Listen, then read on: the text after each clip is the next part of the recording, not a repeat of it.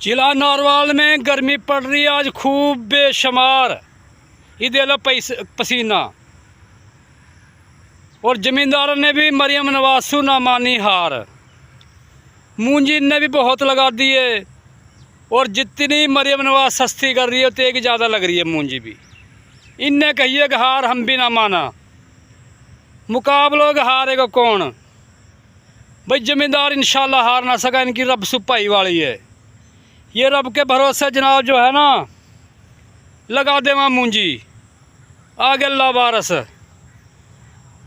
तो अल्लाह ने तो खूब बचत करी। इनकी बारिश बहुत हुई अब के, लेकिन अब आज तो गर्मी बहुत है। बीच बीच में गर्मी पड़ जावे। गर्मी का दिन ना गर्मी भी पड़ नहीं रहे है। तो गर्मी भी भाई गर्मी के दिन में पड़ी जावे है। लेकिन जमींदार हार ना मान रहे। तो हार मानना चाहिए। डटा रहो अल्लाह के भरोसे लगाई जाओ। जो होएगी देखी जाएगी। कहवाना जैसे दिखे दिखाई जाओ।